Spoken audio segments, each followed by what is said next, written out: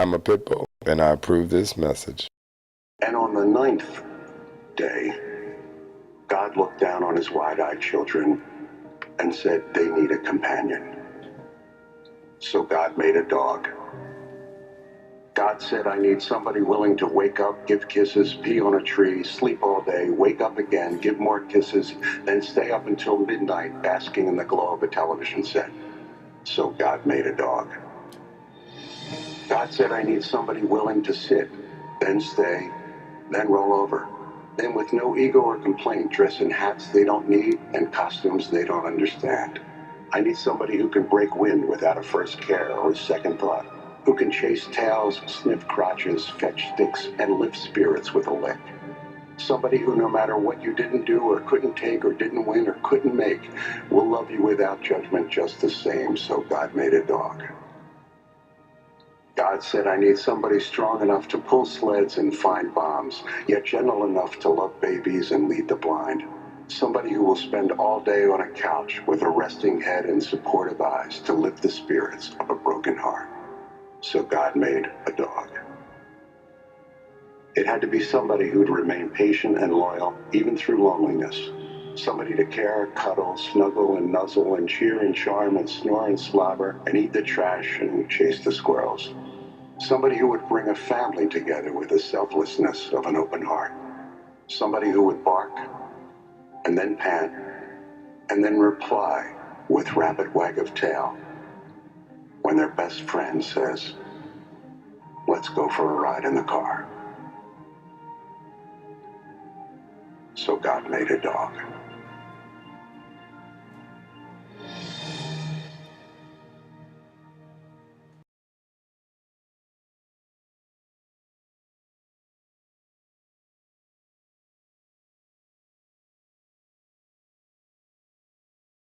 I'm a Pitbull, and I approve this message.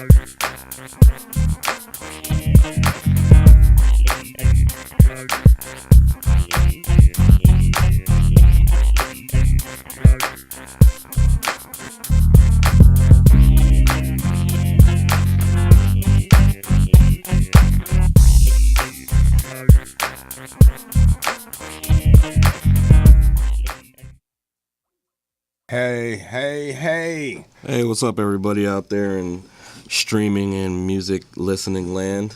Welcome to the second show. Who's counting though, right? Of Conversations with the Pitbull TV Live. And this is Foster Carter. And I'm Danny Mason.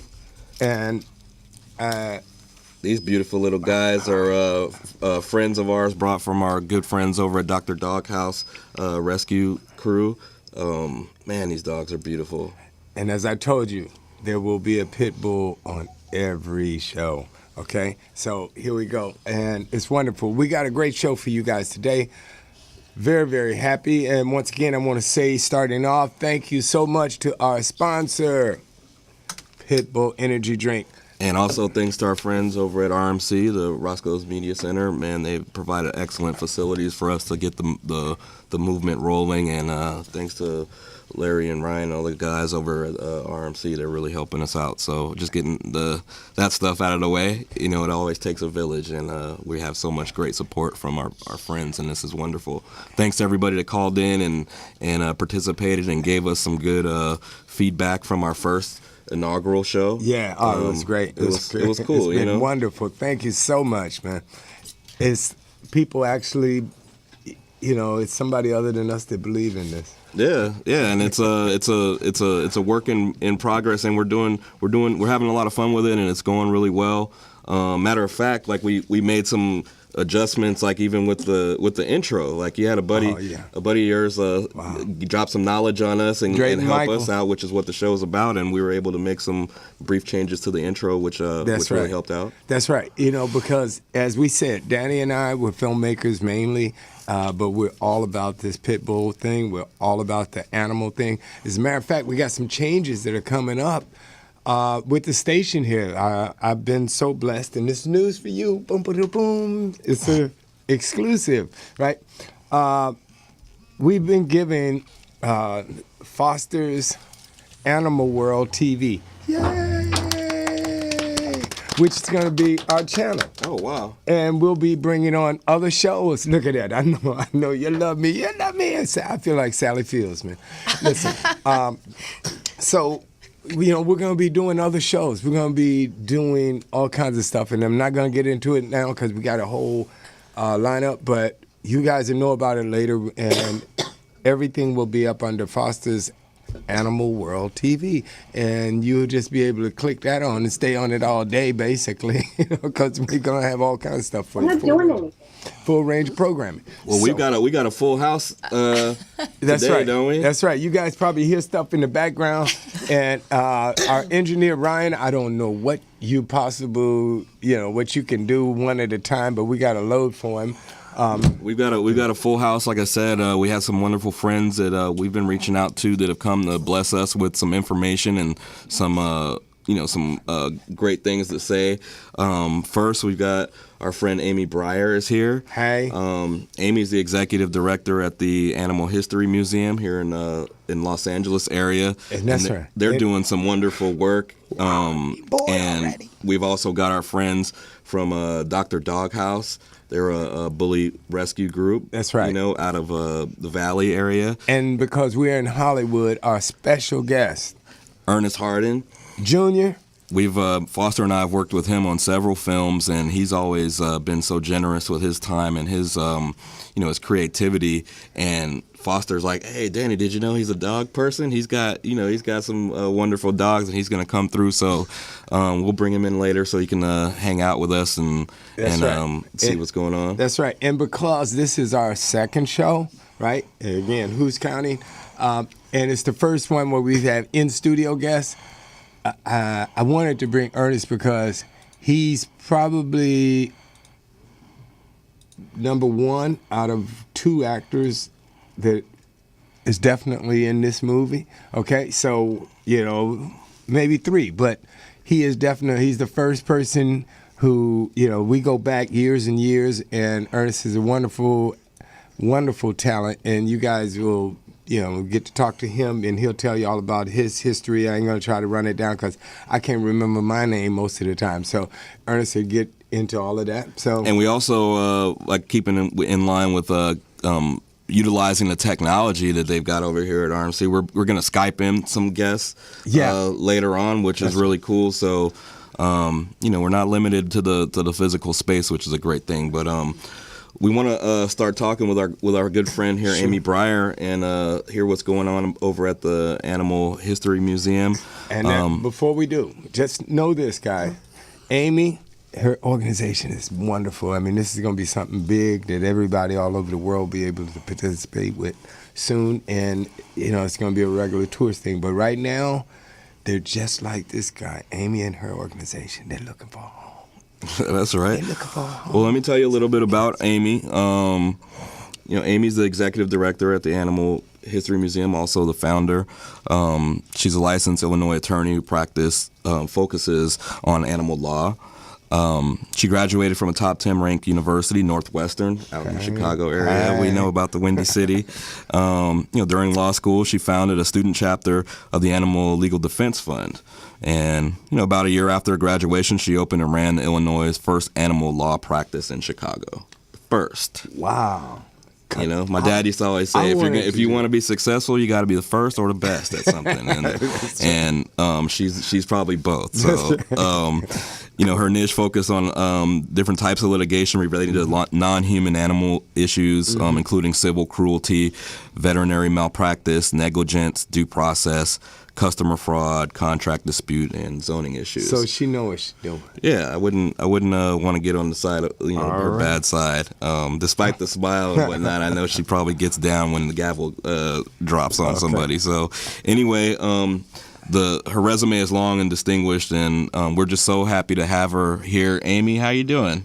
I'm doing well, Danny. Foster, thank you so much for having me. Hey, I'm just glad to be here myself, Amy. You know, I was just reaching out to people when we were making a push on the film that we're working on, Conversations with a Pitbull, and I'm not a social media person or whatever, but I started just looking around for people and organizations that I felt embodied what it is that we were seeking to do, and I came across the Animal History Museum site and contacted Amy, and here she is. She's in front of the cameras and on the radio and on the stream with us. So Right. Thank you so much for Well, I was going to say thank you for reaching out to us, because as soon as I saw your Facebook post and I went and I checked on it, and I immediately became a fan, and I'm just going to be elbowing out other people to be your number one fan. That's right. I think this is a fantastic and much needed project, and anything you want me to do, just I'll show up and. Tell us a little bit about the Animal History Museum. Well, tell us a little bit about your history, first of all. I know the resume can't tell everything, but tell us a little bit about how you got here, and then a little bit about what the Animal History Museum is all about. Well, I had a litigation practice that focused on animal law in Chicago. Had moved out to LA for personal reasons a few years ago, and was thinking about, do I want to take another bar exam and go back to litigation or do something different? It's getting a little burned out on litigation, and I was looking around for ways that I could bring the same sort of concepts out into, public view, but maybe in a less confrontational way. And the idea slowly started to percolate that, instead of cramming 12 people into a jury box, no matter how good your fact pattern is or how good your plaintiff is, you stick 12 people in a box and go, here, think about this. Most people just, want to go home and think about dinner. And I thought, well, if you take these kinds of concepts and spread them out and let people approach them in their own time, in their own way, and just pull out bits and pieces of things that interest them, I think I have faith in humanity, maybe it's kind of naive, that people will begin to connect the dots and see that, if you have a relationship with your own cat or dog and care about your own cat or dog, that people will eventually expand that and realize that other people care about their animals, and if this cat or this dog has value and those cats or dogs have value, then maybe these other non-human animals have value, and eventually the whole thing kind of takes a toehold, but in a non-confrontational way, and that was really the whole idea behind the museum. Yeah, I mean that's the synergy that I was talking about, or the similarity of the cause and the focus is that trying to take a new approach at getting people to understand some of these issues that are first important to you, but you do feel that they do have a benefit and a draw to the greater population, and you have to find a creative or a unique way of doing it. So tell us a little bit about the organization, the museum. Like, a museum is a very unique thing, in and of Absolutely. itself. Tell us a little bit about the museum. Our entire focus is understanding and celebrating the human-animal bond, and we're going to be looking at all the different ways that humans and animals have interactions and relationships. So instead of, say, a natural history where you're looking at dinosaur bones, and I love dinosaur bones and I love going to natural history museums, this will be more like looking at relationships between humans and dinosaurs, and it could be will hopefully someday be the entire stretch of from the first humans who ran from the first dinosaurs all the way up through Hello Kitty. And we're going to be looking at the history of animals, not just the human-animal bond in and of itself, but the history of animals throughout society, animals in art, animals in literature, pop culture, TV and film, vegetarian and vegan food trends, the development of animal welfare rights and law, animals in religion, all the different ways that animals and non-human animals have relationships and interacted throughout history and culture. Right. Now, Amy, now that you got all of that out, there's two things to me that were really interesting and I wanted to share with the audience.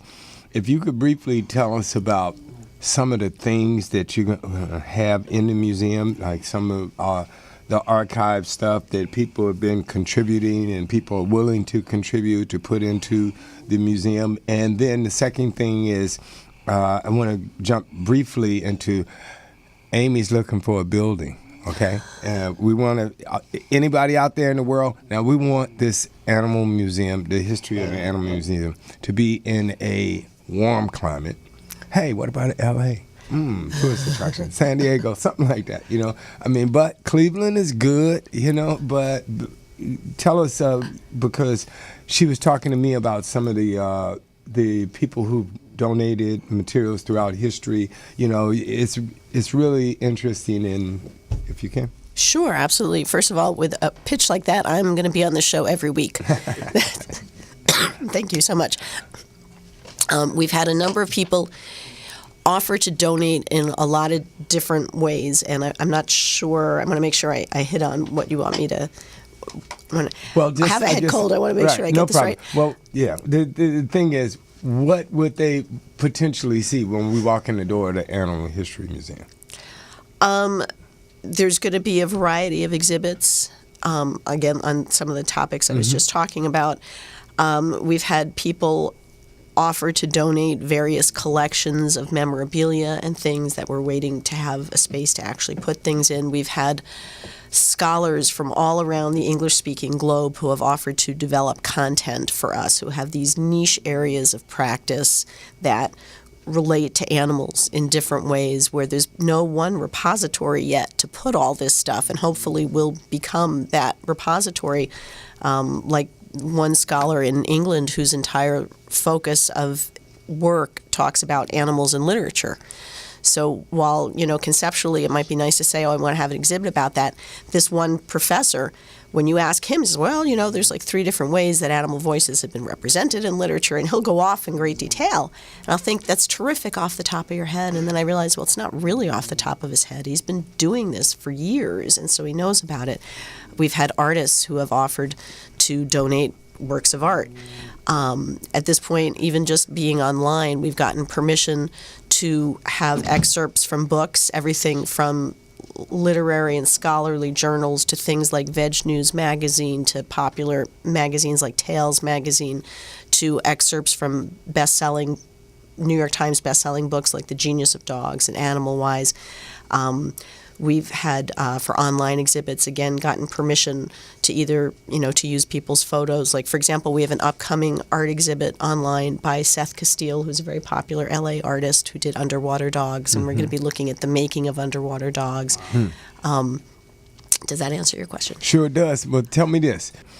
Some wealthy person who will say, hey, I have an empty building downtown. The animal version of Brewster's Millions. Like, if you're out there. Benefactor. That's a benefactor. Amy, tell them how they should get at you with stuff that can help.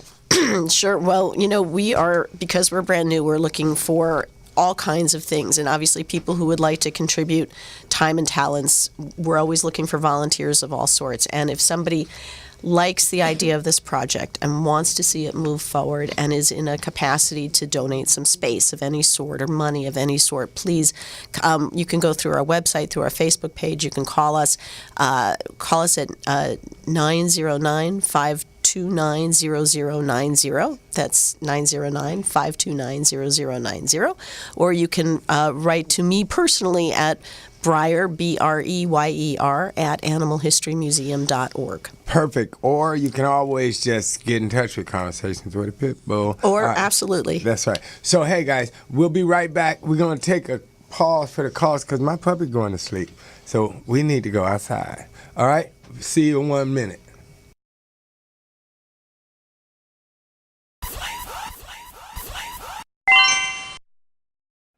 Pitbull. How about a pit bull? Pitbull really works. Pitbull. Release the dog in you. Pitbull energy drink. Sugar-free. Now in 3 new flavors. Cranberry pink grapefruit, pomegranate blueberry, and cherry lime. Pitbull. Taste the experience. When you need a pickup, it's time for a Pitbull. Pitbull. Hey, what's up, everybody? We're back. Hi. You're watching Conversations with a Pitbull Live and listening to Conversations with a Pitbull Live. We're broadcasting from Roscoe's Media Center. And this show is about animals and dogs and pit bulls and the people that love them, and trying to shed some light on some of the issues that are relevant to the animal community, and also talk about our film, Conversations with a Pit Bull, that we're working on.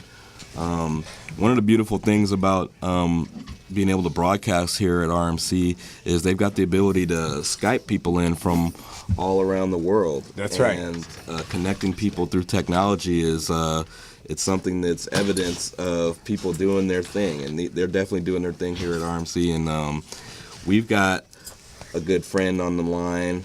Her name is Paula. That's right. Paula Archer. Archer, that's right.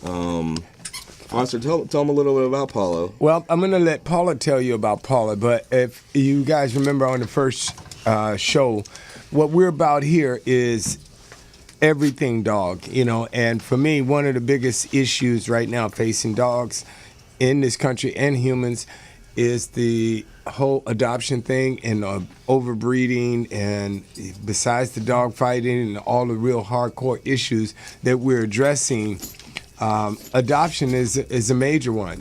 So we might have a little video too to play later on in the show, a world premiere kind of thing. Yay! Or you guys get it next week. So let's go to Paula. And Paula, are you there? Hi. How are you? I'm good. How are you? Good. So go ahead and tell our audience all about you and what you do. Okay. Well, first off, I want to say thank you for this opportunity to be with everyone today. My name is Paula Archer, and I live in rural Missouri. I have two-leggers and four-leggers, which are all rescue dogs, and they're pits and pit mixes. They're wonderful dogs.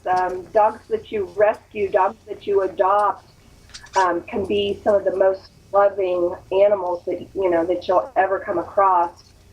It's almost like they're thankful for you saving them, and they're really great. I have been in the last 5 months. I have gotten into what I like to call the dog world, and that is how my journey began 5 months ago, was to get a picture of a dog on my Facebook. And this poor, pitiful dog looked like it was just so depressed, so forlorn, and she needed rescue. So I got in with both feet and started talking to other people in the rescue world. What do you do? How do you do it? And I have now become what they call a cross poster. 50% of the dogs in the large shelters, and they are kill shelters, around 50% of those dogs are pit bulls. Pit bulls have gotten a bad rap from the media. People misunderstand them. They're afraid of them, but they don't know why they're afraid of them. The media tells them. I am going to be working with the program each week, and I am going to be showcasing some of the dogs, pit bulls, from the top shelters all across the United States. And the pictures of these dogs will be put on this program. You can see the dogs, and you can, if you find one that you're interested in, and we hope that's the case, you can go to my Facebook and read more about them, get more information on them, and if you need help, please contact me, and I can hook you up with people that can help you with rescue, adoption, transport from anywhere. I rescued one from California. I'm in Missouri, and she's here with me, so it can be done. Okay. But we're going to showcase these dogs, and if you want to see them, any of the ones that are being broadcast on the show today, and there'll be others added daily, you can go to PAWS, P-A-W-S, PIT, P-I-T, Parade. And it is a Facebook page. You can contact me through there. You can see these dogs. There'll be new dogs added, every day, possibly. But we will feature this on the program every week. I think it's a great way, to get these dogs out there, get them seen. They can, they can find their forever home through this great opportunity that has been afforded to us. That's right. By the program. And so Paula, I want to go ahead. I want to thank Pitbull Energy Drink very, very much for sponsoring this program. I think it's great. Hey, I agree with you wholeheartedly. So the bottom line is this, guys. What we wanted to do is we wanted to provide an opportunity to get the world involved and take care of some of these dogs that need adoption. And there's so many places and so many groups that I would go crazier than I am already, and trying to keep up with them. So what we did is we came up with Paula's going to be sort of like the clearinghouse. So all of the rescues, all of the adoption groups, all of the shelters all over the world, you guys get in touch with Paula, and she's the pipeline to this show. So yeah, well, the show really is about you guys. It's like we wanted to have a platform that was easily accessible, and we're doing our job. RMC is helping us out. We can Skype in, we can take calls, we can do a lot of stuff. So if you visit us on CWAPB, the Facebook page, and talk with Foster, he'll figure out how we can integrate you into the show. But it really is about the people like Paula, the rescue groups that are around the world, people like Amy, the people that are on the front line doing some wonderful stuff for these animals. And you're going to get a chance to have a forum, and we can talk about some of the issues. One of those groups that's out there on the front line are our good friends over at Dr. Doghouse. Dr. Doghouse. Dr. Doghouse is like, these guys are awesome. Ramen and Damien, these guys are out there every week, just getting out to these shelters, pulling these dogs, and help. They're out there helping to socialize them and get them ready for fostering and adoption. So we've got them in the house with us today. They brought by some of these cute little pups and even some of the big pups, to talk with us and stuff. So, Robin and Damien, what's up, guys? How you guys doing? Great. How you doing, Danny? Hi, Foster. So we had we met them a while ago. Foster actually has known them for longer than us. Right. But tell us a little bit about what it is that you guys do over at Dr. Doghouse. We rescue pit bulls and all dogs that need rehoming. We find dogs in the shelters and train them. What else? Yeah, I mean, it's just we're trying to rescue as many dogs as we can, and to educate people on this breed and let them know that it's that this dog is just very, very misunderstood. What got you guys into the rescue? The rescue game. Like what prompted you guys to get into it? Were you guys just dog owners, or? I found a pit bull in Barstow. And I actually brought him back to LA, and I tried to find a place to live with a pit bull is probably like near impossible. Every place I went, they were like, "That's a pit bull," and I said, "It's a pit bull. This is a lab." They said, "No." Denied. And I was trying to find him a home, and finally I said, "You know what? No." Started volunteering our time at Villa Lobos Rescue in Acton. And from there, I met a girl. We started working with the pit bulls. I got into training. And then we realized there was such a need to help these dogs and the stigma that goes along with these dogs. And that's actually how we actually kind of re-met as well. We knew each other long way back, but we met actually through the dogs. Dogs have a certain way of bringing people together. Even cute people like yourselves, like they got a way of bringing bringing people together. Look at Foster over here. He's I'm thinking about adoption right now. I think you should take Trying to both figure of out how do I tell my people. Hey, well, check this out. Robin and Damien, they're not going anywhere, but we've got somebody on the line that is calling in. Let's take a call, Ryan. We got somebody on the line. Hello, you're on a conversation with a Pitbull Live. Who am I talking with? My name is Danielle, and I'm from Goodfellas Rescue near Salem, Oregon. Hey, Danielle, how you doing? Oh, wonderful. How are you? We're doing wonderful. Thank you so much for calling in and helping build the program with us. Tell us a little bit about you guys. What are you guys doing? And before you do, Danielle, sorry about being on hold so long. We're still new, and everybody. Don't even worry about it. You're good. Okay, thank you so much. Good. Tell us a little bit about what you guys are doing, Danielle. Well, Goodfellas Rescue right now is primarily we just take in bully breeds, not just pit bull type dogs, but all bully breeds. Just because in our area they are so prevalent, and unfortunately, there's just not enough resources. Yeah, I think that's something that's definitely unique. Not unique to Los Angeles, but specifically in our area down here. I mean, the pit bull breed specifically is just. I mean, they represent the largest population in the shelters, and they're having such a hard time with these stigmas and stuff. Like, tell us a little bit about the area that you are and some of the things that you guys are doing to try to help with the problem. Sure. Well, in the Salem area right now, there's, unfortunately, there's not too many breed-specific rescues, but the ones that we do have are absolutely wonderful. So right now we're trying to work with some other groups that we know that also love the breed and advocate for them, and trying to get together some spay and neuter programs, training assistance programs. Right now we also help feed hungry dogs during the winter for owners that can't afford to feed their dogs.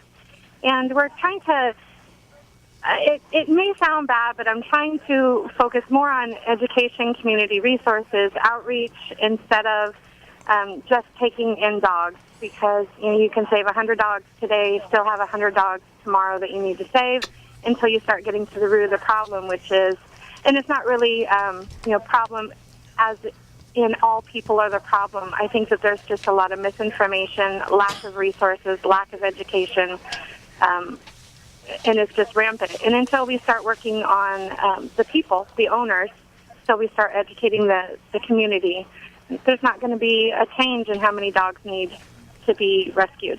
Yeah, well, it's not a bad thing, like you said, like outreach, education, community building, do what you can. And that's what our philosophy has always been. The education is like a big part. We're trying to use entertainment to educate people. But I think it takes a little bit of everything, right, Foster? Absolutely. And so right now, one thing we're going to do is, oh my God, we're hungry, is to hang in there, and we're going to take one commercial break because I got to try to find the papers to fill out because I'm going to adopt a dog today. And unless somebody else calls in or, gets in touch. Danielle, tell them how they can get in contact with you guys so they can help out with your guys' efforts out there. Oh, definitely. We are on Facebook, so you can just look up the Goodfellas Rescue on Facebook. We're also online, www.goodfellasrescue, all one word, .org. And Goodfellas, like the movie, not Goodfellows. So, anywhere they want to search, we probably have something up in social media for them. Awesome. Well, Danielle, thank you so much for hitting us up. Definitely tune in each week and spread the word. Tell them that there's a place for us animal lovers and us bully breed aficionados and all animals, people that's got some information on rights and issues that are related to animals. We want to talk with you, and you can hit us up at facebook.com/CWAPB, and you can also visit our film project, which is on Indiegogo.com. Just search for Conversations with a Pitbull. We're gonna talk with Danielle, I'm sure, many times in the future. If you can, guys, get out there and support her and her endeavors. You got her information. Hit her up, and that's that. But right. And we'll be coordinating some pictures because I had a file I didn't tell you about, and I blew it. Again, second show. I'm still getting it together. Oh, we also. Great. We're gonna have pictures. I mean, I got a ton of pictures of dogs that's available for adoption. Well, one of the things we want to do also is like, and you talked about it, was just the community building. One of the things that we've noticed is, some of the rescue groups are actually fractured and not talking with each other. Everybody has their way of doing their own thing, but we'd like to create a dialogue. So we've got some wonderful rescue people here in the building with us from Dr. Doghouse. So we want to make sure that we plug you guys up, just so even if it's just Facebook chatting or trading emails and stuff, because we want to make sure that you guys are talking with each other and helping each other. So we're gonna hook you guys up with our friends Robin and Damien over here. Speaking of them, we kind of neglected them over here. What's up, guys? How you guys doing? Hey, what's happening? How you guys doing? What are you guys? I know you guys got some rescue programs that you guys do on the weekends. Tell us a little bit about like when and where you guys are actually out there getting it in. We actually are having an adoption event today, 2 to 5 at Tail Waggers in Hollywood, 1929 Tail Waggers, Bronson and Franklin. Tail Waggers is an awesome place. Yeah, it's awesome. Our friends from Dogs Without Borders are up there with some of the smaller breeds and stuff like that. So that's really a cool thing. Yeah, Bronson and Franklin. That's right by the Capitol Tower, right? Yep. Capitol Records Tower. Yeah, well, it's it's up the street. It's by Yeah. So you guys, anybody in the Hollywood, LA, Santa Monica, Malibu, wherever you are, if you're in California, come on down there and get a dog. You won't get this one, but get a dog. What about this one? Come out for meet and greet. Oh yeah, we got one. Tell us about those dogs you got go over there. Like, tell us a little bit about them. Where'd you guys get them? What's the rundown on those cute guys? Actually, somebody in rescue needed help with them, so we actually took them on, and they are 3-month-old blue nose pit bulls who are to die for cute. Yes. And smart. And smart. Very smart. Yep. What are some of the things that, like, I mean, a cute dog will basically like break down anybody. Like somebody's heart, you just can't resist a dog like that. But there's also some real specific things that people that want to own these breeds need to know. Can you talk a little bit about some of the things that a person that is interested in either fostering or adopting a pit bull, what are some of the things that they need to know about the dog and about themselves that sometimes they may be overlooked? Like you see people just jumping in, grabbing a nice looking dog, and then they get overwhelmed, and then the dog winds up back in the shelter or on the street. Can you tell us a little bit about some of the things that are specific to these breeds, these power breeds that people should know? Absolutely. Puppies, if you're going to get a puppy, you need to have the time to work with the puppy to, potty train, to just teach them how to be, a dog.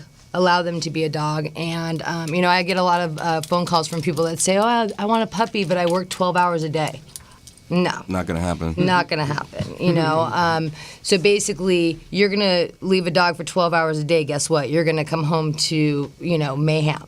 But they're also like really active dogs as opposed to like some, Absolutely. Like these type of dogs. Like they need some. They need structure. But we're balance. also when people go to the shelter and they pull a dog out and don't really know anything about them and say that they'll just pull the dog out, throw it in the backyard, and think that everything's going to be great.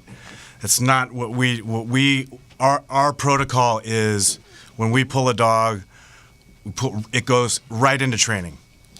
And we have a training facility that we go to, Power Dogs Training, over in Granada Hills. You guys check out their psychological state as well, like try to find out some about their history as well, do a proper eval. Right? Well, you can't really find out their history, but if you are educated with the breed, you kind of know the temperament. Yeah, you do a little bit of your own, just temp tests and stuff like that. We just pulled a dog named Beefcake from Lancaster, who is an English Staffy Bull Terrier, probably about 40 pounds. The sweetest thing ever. He'll also be at our adoption event today, so if you're looking for an awesome dog, besides these two, come by, and adopt a dog. Where can the people get at Dr. Doghouse? Where can they hit you guys up? You can give us a call at 661-388-8704, or you can email us at doghousebullycrewrescue@gmail.com. Actually, it's doghousebullycrew@gmail.com. Oh, rescue. That's right. That's right. You can also do a Facebook, Dr. Doghouse Crew, Twitter @Dr. Doghouse Crew. And Or we you also can have our call website. Foster. That's right. You can Foster always. or Danny. Everybody's got me. They know where Reach we out. are. I can't get away. I never have a life in crime. Okay, so hey, we're gonna take a pause for the cause, cause once more, I think I'm thirsty. I need a Pitbull energy drink, and really, listen to the commercial, man. If we get it to play this time, because I can personally do a commercial for this. Antioxidants. It's not all the sugar. This is not Red Bull. This is not Monster. This is not the Rockstar stuff. This is totally different. You got to try it. No aftertaste, not the jitters, none of that stuff that all that stuff gives you. This the real deal. Some thought went into it. We got blueberry. We got pomegranate. This dog just told me if he had a thumb, he'd be all over it. So if it's good enough for him, it should be good enough for you They guys. got lime. They got grapefruit. Can you imagine what the world would be like if dogs had thumbs? Right. When you gonna see a it'd be all Red bad. Bull pomegranate?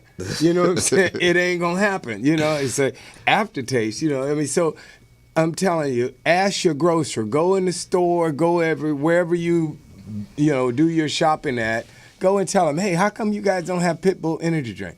Just do that. Do that, and we can adopt some dogs. We can get some dogs adopted. We can stay on the air. We can do stuff. Because these people have been very, very kind to us because we have no budget.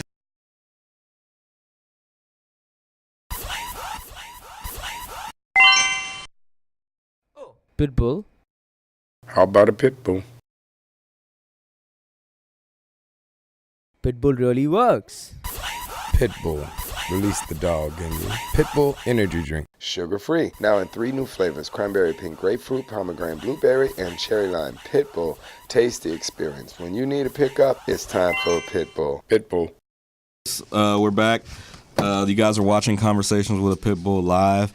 I'm Daniel Mason. This is my partner in crime over here, Foster Quarter. Hey. We're broadcasting from RMC. Hey. Roscoe's Media Center. It's That's a right. state of the art facility where people like us with a message can get the word out to people like you, and then you can help with some of these dog issues and help educate people and be entertained at the same time. I hope you guys are enjoying yourself out there. I mean, this little guy over here, Teddy, not the dog, Foster, is enjoying himself. Like look at this time. smile, man.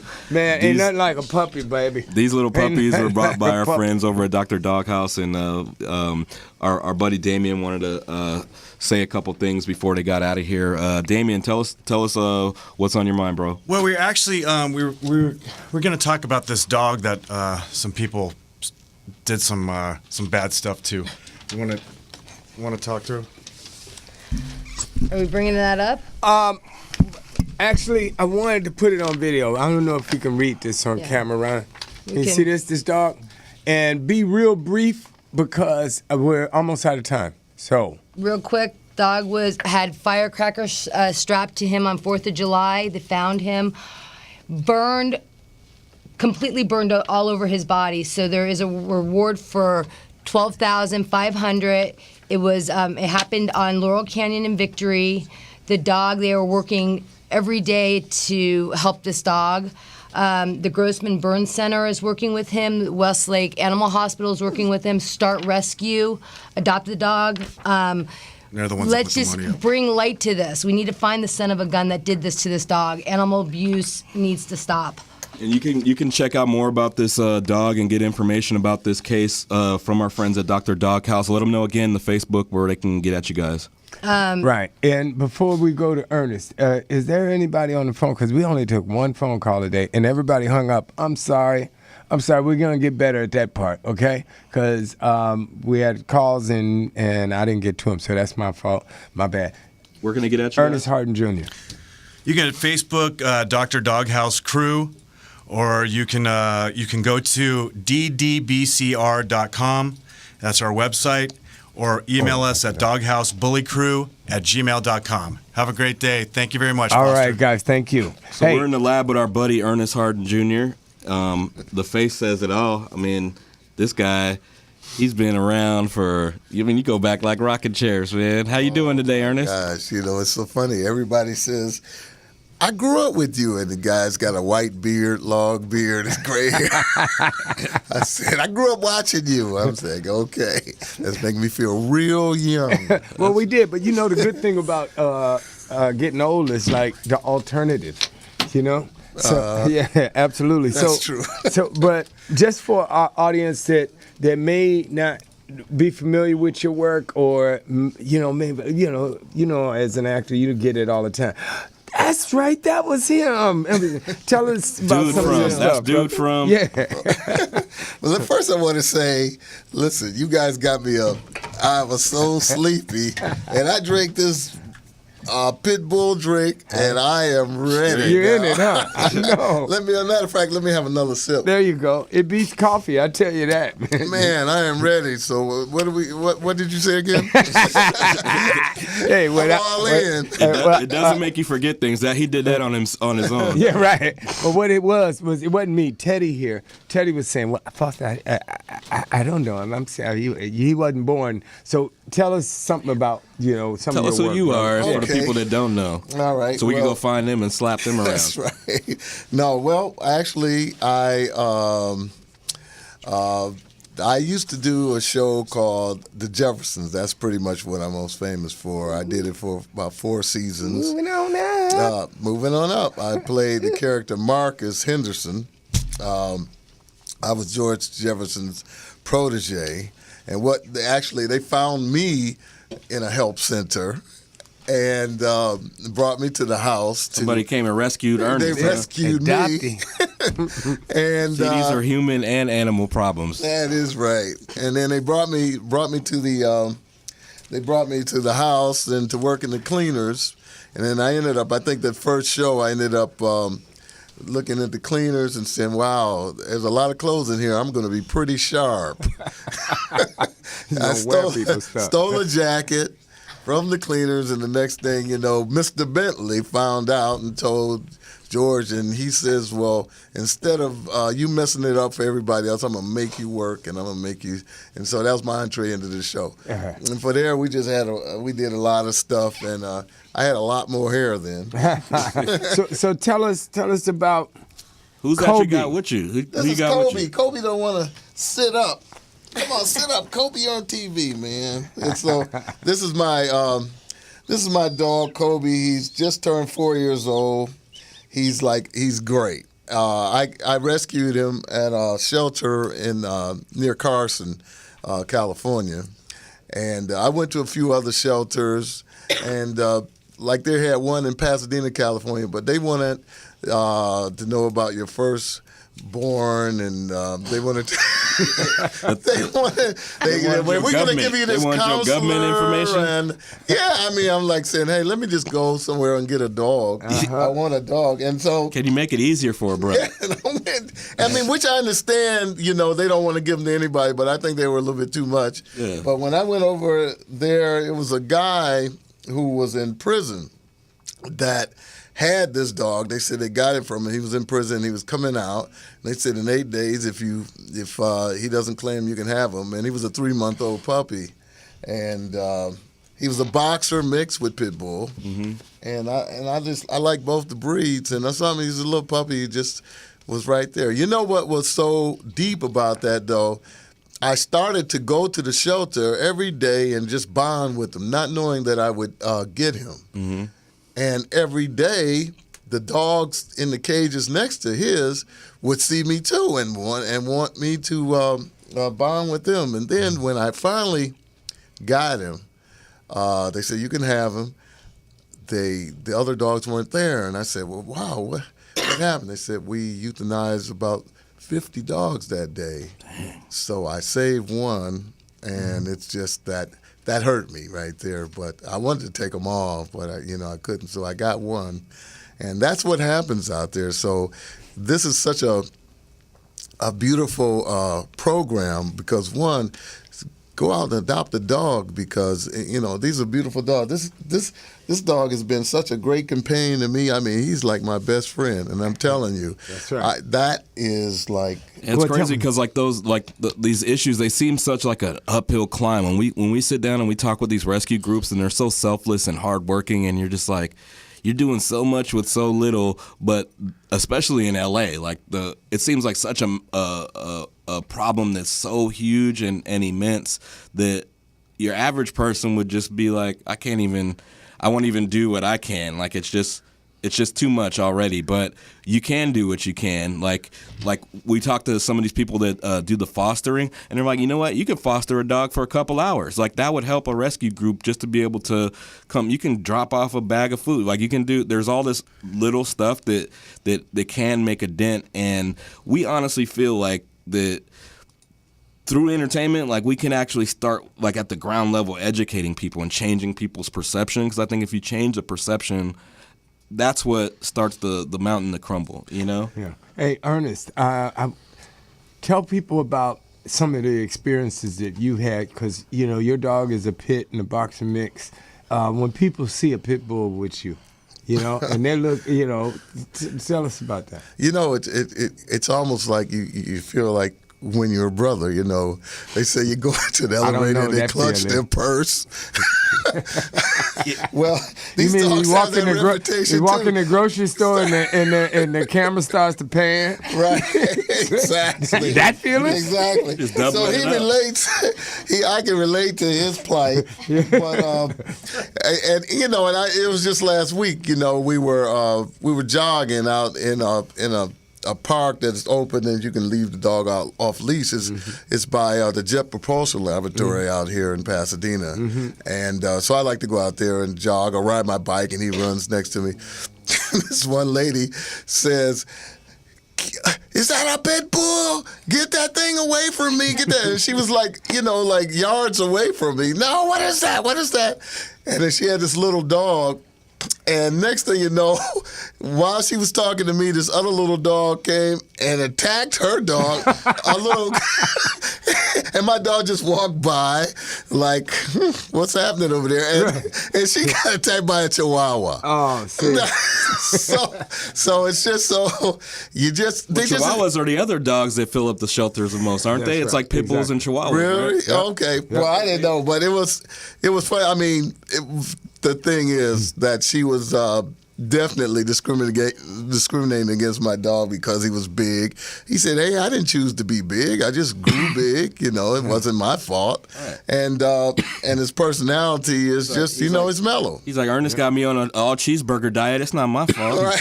That's I didn't do nothing. Right. And on that note, since you mentioned that whole thing, since we happen to have actor in the studio and we're talking about dogs and pit bulls, the film Fruitville Station, it's got a great scene with pit bulls, and I'm not going to tell you anything about anybody's movie except for go see it, because I don't want to destroy a moment of it for you. And you also don't want to edge out our movie, like Conversation with Well, no, Pitbull they're going to go see that. They'll see that. But Fruitville Station is a picture that's worth, you know, the time and the energy and the money to go see. It's definitely a lot in there. You know, how come you weren't in that movie?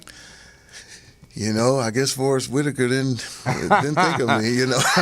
Hey, we got the news. You know, well, we'll talk about that at another time. But I'm doing, Absolutely. you know, a lot of, I don't even know if I would have had time. I've been... What are you doing now? Like, tell the people out there what you got going on. I mean, since, matter of fact, you know, just last week, I did a project that's going to be on CNN, a documentary about me being in the movie White Mama with Betty Davis. Oh, great. Yeah, I'm the only black man to ever star opposite her in a film. Oh, I thought you were going to say sleep with Betty Davis. No, I was no. Man, that's a first exclusive on Conversations with a Pitbull. No, to have her as my leading lady. Oh, okay. Luckily, we got a delay here at RMC. Like, we can make sure that we don't let Ernest go ham on the airwaves. We starting rumors. This is how it's started. Yeah. Tell us about Betty Davis. You know, you say she had a pit bull, or do you pet the bull? Or what was that? No, never mind. No, she didn't have a pit bull. She was great though. She was actually she was ahead of her time in terms of fighting the studios and women's rights and dealing with women's rights and people just getting. Making sure what's right was happening for actors and actresses. As a matter of fact, she went tooth and nail against, I think, I don't know what studio? It could have been Universal, where she just left the country. She said, before I do certain parts that would be degrading for women to do. So I admired her, and even the title of the movie, White Mama. Yeah. I liked the title. It was okay, but I think she wanted to let people know that, hey, this is a movie about me being opposite a black man. I mean, but that was her. That was just how she was. She was radical, and she came a little bit early, but she was one of the pioneers in just making things better for especially for people. Yeah, well, people do some creative. People can do some creative things if they've got their if they got their head screwed on straight. They can find creative ways to get these pertinent agendas. So I think we're running out of time. My puppy is asleep, and I think we're about out. No, okay, my clock is wrong. Oh, yeah. All right. See, so I've always been like that. So this is put a cute dog in a man's lap and he just loses his mind, huh? So take another sip and get you back grounded. That's right. Hey, you know what? No, I got something for the Pitbull energy drink people to come up with. Invention. We can discover it right here on Conversations with the Pitbull. It's the Pitbull energy drink for Pitbulls. Cause my puppy's going to sleep. He's like, they talking and talking and talking. I thought we was gonna run around. Ernest, what would you say are some of the main issues besides the stigma that comes along with having these breeds? But what are some of the issues that resonate with you with animals and dogs specifically? Like, I'm interested to hear your take on what's going on. I mean, I think when it's just like they were saying that you can't. This is a dog that needs attention, and if people don't give him attention, it's how you raise any dog. I mean, you can make a Chihuahua vicious. If you leave him in the backyard, feed him meat all the time, and tie him up, and don't give him any attention. I mean, they require love. They require your attention, and they are amazingly smart animals. Yeah. And I could just tell this dog to go outside. He goes outside and then comes in when he wants to. I go back to sleep. I crack the door and have the lock on it. He comes in and I hear boom, boom. He closes the door after he finishes and goes back to sleep. He is amazing, I'm telling you. I want that dog. Just like before he got here, he said, look, we're going to go in this world-class studio. You're going to sit in this red chair, and you're not going to say one word. And look at him. Right. Toby's over there. He did exactly. Can he drive? So smart. He can drive. Not yet. I'm working on it. Okay, that's fine. Hey, before we train them and socialize them to do exactly what. Hey, but before you go, I want to tell you because you say you don't have much time. I'm getting ready to do a one-man show. That's what we want to talk about. It's called Beethoven's Misfortune Cookies. Is it a dog in it? This dog is going to be in it. Oh, okay, good. We're going to see that. Everybody. Beethoven's Misfortune Cookies. Now, actually, it's about a professor. It's a true story about a professor named Cabin Thomas who taught at the University of Arkansas. He was a music professor. And he got fired because he had a radical teaching style. Wow. Excuse me. He used profanity in the classroom, and he also, and this was the last straw, where he talked about Beethoven, and he also talked about Billie Holiday. He would talk about, and this song, Strange Fruit, that was a famous song for Billie Holiday. Absolutely. It was inspired by this photo of these two black guys being hung, Thomas Shipp and Abram Smith. Well, he showed the picture in class and also a rope, and someone there, a white woman, it just happened to be a white woman, thought it was a little too graphic, went to the dean, and then that was the last straw that broke the camel's back. So it talks about his life and then what happens after the classroom. And we start at the Met Theater in Hollywood. That's what I want to know. Where is this start at, and where can we get these tickets? You can... let's see. Well, y'all can call me. Yeah, you can call. Okay, yeah, call Conversations with the Pitbull. Because we just started, but we just said, August the 10th, and we'll go for 5 weeks. Okay. Well, next week we'll be giving all that information, and all you guys know, you can also find Ernest on Facebook, Ernest Harden Jr. And just hit me up. I'll be pumping his stuff up because he's a good friend. He's a dog lover, dog owner, and That's we need Conversation more. with a Pitbull is the Facebook page. You go to CWAPB on Facebook, and we really want you guys to go visit Indiegogo.com. Search for Conversations with a Pitbull. That's the film that Foster and I are working on, trying to use entertainment to educate people. This is Conversation with a Pitbull Live. We'll be doing this 9 on Saturdays. So tune in, support however you can. Skype, call. Much love to RMC for hooking us up. Pitbull Energy Drink. Thank you to everybody that called in. Amy over at the Animal History Museum. Our friends at Dr. Doghouse. And everybody that called in that we Ernest didn't get Harden to pick up the phone Jr. on. And hey, we're going for a dog walk. Pitbull. How about a pit bull? Pitbull really works. Pitbull. Release the dog in you. Pitbull Energy Drink. Sugar-free. Now in 3 new flavors. Cranberry pink grapefruit, pomegranate blueberry, and cherry lime. Pitbull. Taste the experience. When you need a pickup, it's time for a Pitbull. Pitbull. I'm a Pitbull, and I approve this message.